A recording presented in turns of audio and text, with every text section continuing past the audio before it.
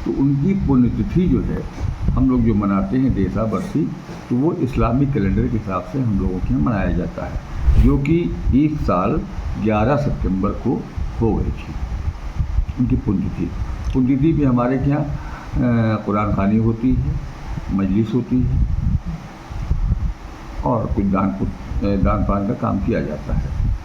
राजा साहब college inter college में, सीतापुर आँख अस्पताल में, इसमें वो प्रेसिडेंट की हैसियत से रहे।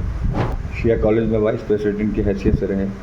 एजुकेशन में इनके पूर्वजों ने भी बड़ा काम किया और इन्होंने भी काम किया, और इनके बेटे जो इस वक्त राजा हैं प्रोफेसर अली खान साहब, ये भी शिक्षा में बहुत काम कर रहे हैं। इन्होंने कभी भी जो है धर्म को देखकर कोई कार्य नहीं किया। इस रियासत का कार्य सदैव जो है वो धर्मनिरपेक्ष रहा। अगर उन्होंने मुस्लिम के लिए कोई चीज़ें सुरक्षित की हैं तो सनातन धर्म के लिए भी की। तो 2 बार यहाँ पर ये एमएलए हुए। उस वक्त जो एमएलए हुए ये, तो यहाँ पर ये थी कि इतना क्राइम था महमूदाबाद विधानसभा में, क्राइम ज़ीरो हो गया था। जो राजा साहब का चुनाव देखा 90 में देखा, उनसे अगर आप पूछे तो वो कहेंगे कि राजा साहब के पीरियड में शांति बहुत थी, क्राइम बिल्कुल ज़ीरो था, लोग सुकून से अपना काम कर रहे थे, रह रहे थे। उसकी वजह कि राजा साहब ने उनको अपना परिवार के जैसा माना, कभी राजा और प्रजा वाली भावना उनके अंदर नहीं रही।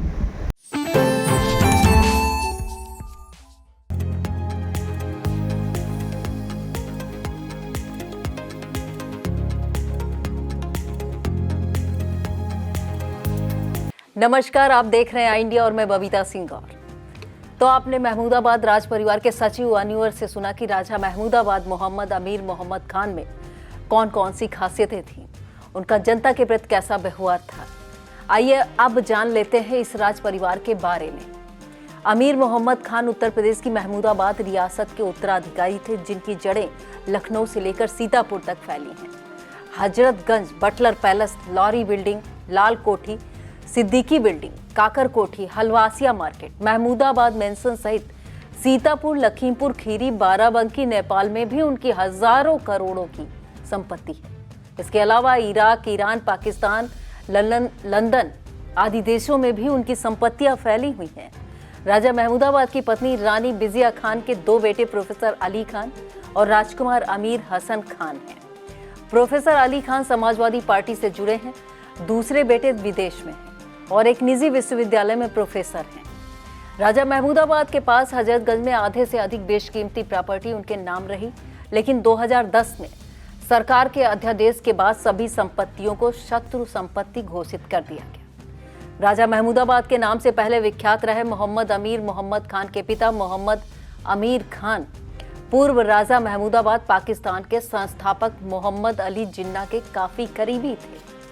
वर्ष 1947 में भारत पाकिस्तान बंटवारे के बाद मोहम्मद अमीर खान, जो महमूदाबाद रियासत के पूर्व राजा थे, वह पाकिस्तान चले और वहीं की नागरिकता प्राप्त कर ली। 11 दिसंबर 1965 को भारत सरकार ने नोटिफिकेशन जारी करके राजा महमूदाबाद रहे मोहम्मद अमीर खान की सभी संपत्तियों को शत्रु संपत्ति घोषित कर दिया। इसके बाद मई 1979 को मोहम्मद अमीर खान ने अपने बेटे मोहम्मद अमीर मोहम्मद खान को महमूदाबाद रियासत का उत्तराधिकारी घोषित किया।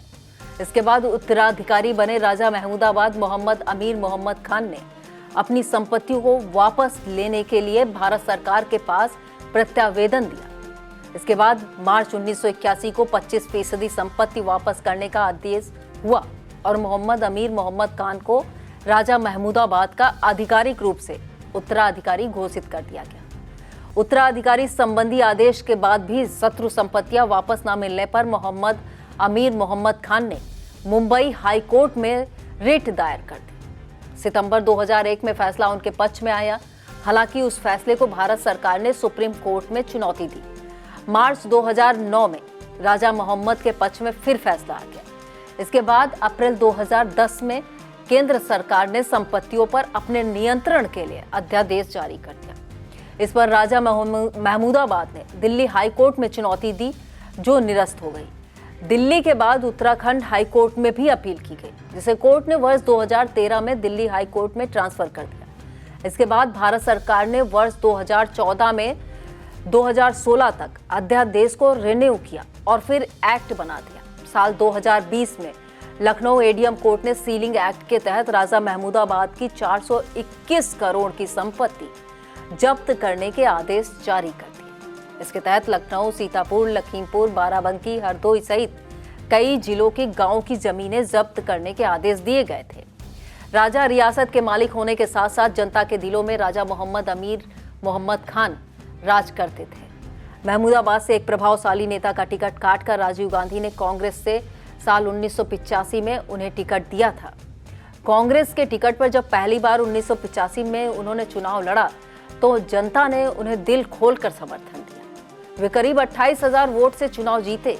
फिर साल 1989 में बोफोर्स मामले की वजह से कांग्रेसी हार रहे थे, तब भी चुनाव में जनता ने इन्हें समर्थन देकर करीब 3,000 मतों के अंतर से चुनाव जिताया। राजा ने जमीन से जुड़कर चुनाव लड़ा। ग्रामीण इलाकों में चुनाव प्रचार के लिए जाने पर वे गुड़ और चना जरूर मांगकर खाते थे। चुनाव प्रचार के दौरान बिना भेदभाव के लोगों को गले लगा लेते थे।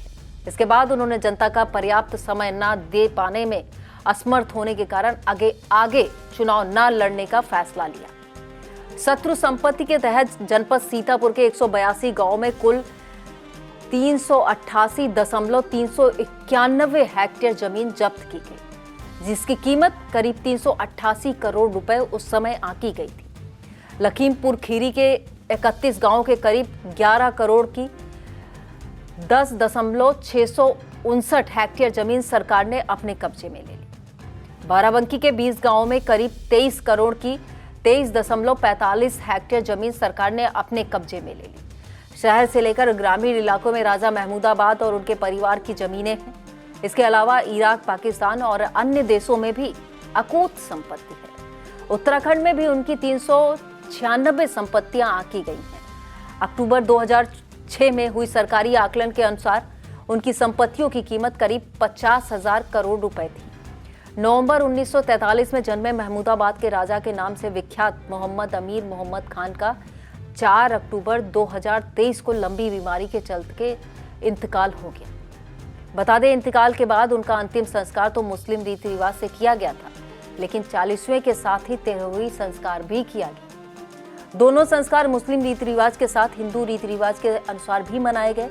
दोनों संस्कारों पर हवन पूजन के साथ ब्राह्मणों को भोज कराया गया। पारिवारिक सूत्रों के मुताबिक दूसरी पुण्यतिथि पर उन्हें सम्मान के साथ याद किया जाएगा।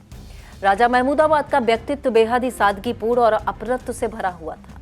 उनकी बातों में हमेशा एक अलग मिठास थी, जिसे हर कोई प्रभावित हो जाता था। चाहे कोई बड़ा हो, छोटा हो, उनके संवाद में अपनापन झलकता था।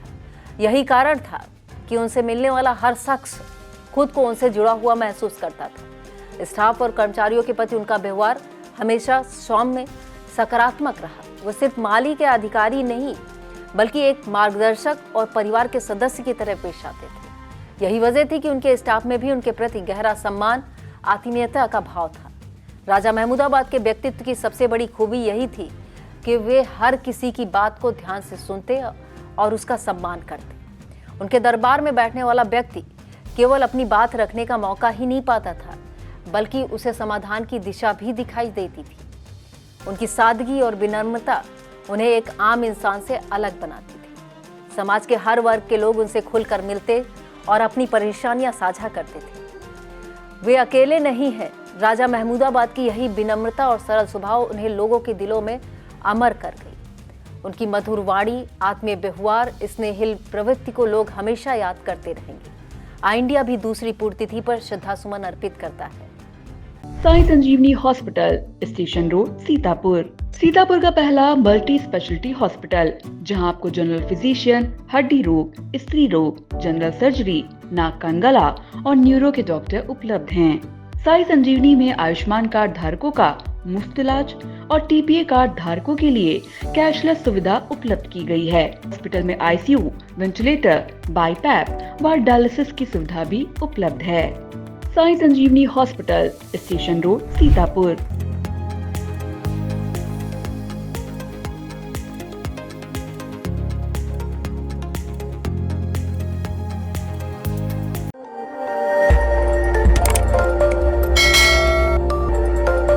खबर आपकी, नजर हमारी। देखते रहिए आई इंडिया।